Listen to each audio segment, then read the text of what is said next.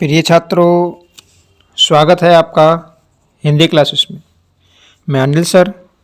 आज हम पढ़ेंगे कक्षा 10 हिंदी के खंड काव्य के अंतर्गत डॉक्टर जयशंकर त्रिपाठी द्वारा रचित मातृभूमि के लिए। खंड काव्य के अंतर्गत मातृभूमि में 3 सर्ग दिए गए हैं, जिसका क्रम है: प्रथम सर्ग संकल्प, द्वितीय सर्ग संघर्ष और तृतीय सर्ग बलिदान। परंतु सबसे पहले हम ये जान लें कि मातृभूमि जो दिया गया है यह केवल गोरखपुर, मुरादाबाद, शाहजहांपुर, लखीमपुर,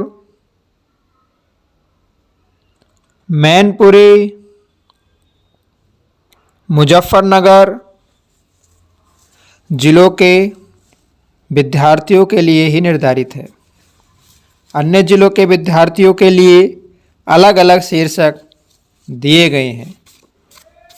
तो चलिए शुरू करते हैं। मातृभूमि के लिए प्रथम सर्ग संकल्प। प्रथम सर्ग में चंद्रशेखर आज़ाद के काशी में छात्र जीवन का प्रसंग है। चंद्रशेखर आज़ाद का जन्म मध्य प्रदेश के भामरा गांव में हुआ था। बड़े होने पर वे काशी नगरी में संस्कृत पढ़ने गए थे। उस समय भारत में ब्रिटिश शासन का दमन चक्र चल रहा था।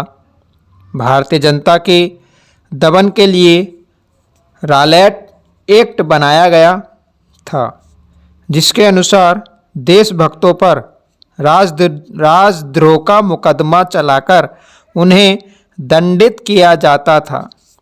पुलिस जिसको भी द्रोही कह देती थी वही दंडित कर दिया जाता था।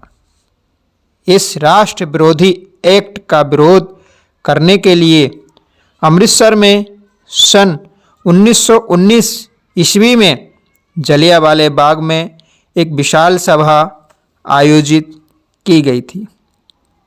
वहाँ देशभक्तों के भाषण हो रहे थे।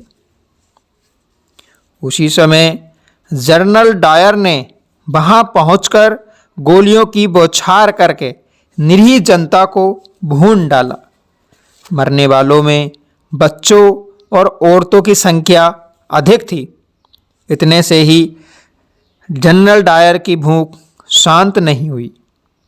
उसने कितने ही बेगुनाहों को हथकड़ियाँ डालकर जेल में ठूंस दिया गया। 150 गज लंबी सरकरी गली से नर नारियों को पेट के बल चलकर यातनाएं दी गईं। अंग्रेजों की उक्त दमन की घटना मर्यादा नामक राष्ट्रीय पत्र की सुर्खियों में प्रकाशित हुई। इस घटना को पढ़कर किशोर चंद्रशेखर का मुख क्रोध से तमतमा उठा और आंखें करुणा से भर आईं। उसने संस्कृत सूत्रों को रटना छोड़कर भारत माता को यातना से मुक्ति दिलाने का निश्चय किया और भारत माता के गुलाम रहते अपना जीवन व्यर्थ समझा। आज़ाद ने संकल्प लिया कि जब तक वह भारत माता को स्वतंत्र नहीं करा देगा तब तक अंग्रेजों से लड़ता ही रहेगा।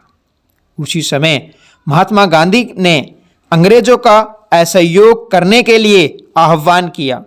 उनकी एक पुकार पर देशभक्त छात्रों ने विद्यालय तथा राष्ट्रभक्तों ने नौकरी छोड़ दी और स्वतंत्रता संग्राम में कूद पड़े। वे सरकारी कार्यालयों पर धरना देते थे। जब पुलिस आंसू गैस के गोले छोड़ती और लाठियां बरसाती थी, तब देशभक्त लाठियां खाते और सवारों से कुचले जाते थे। फिर भी इंकलाब का नारा लगाने से ना रुकते थे। चंद्रशेखर को देशद्रोह के अभियोग में बंदी बना लिया गया था।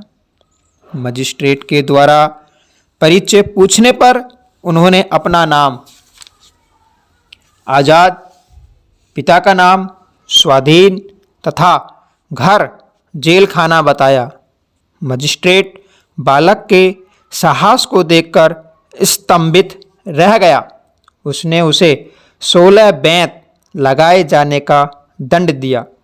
चंद्रशेखर प्रत्येक बेंत के प्रहार पर भारत माता की जय के नारे लगाता था। जैसे ही वह कारागार से मुक्त हुआ, उसका भव्य स्वागत किया गया और उसके शौर्य का बखान किया गया। तभी से उस बालक को आज़ाद कहकर सम्मानित किया जाने लगा।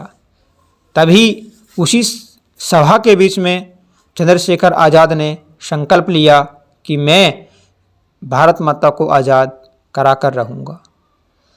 प्रिय छात्रों, प्रथम सर्ग यहीं पर समाप्त होता है। अब आपको अगला वीडियो द्वितीय सर्ग संघर्ष में मिलेगा और तृतीय सर्ग बलिदान अगले वीडियो में मिलेगा। तब तक के लिए धन्यवाद।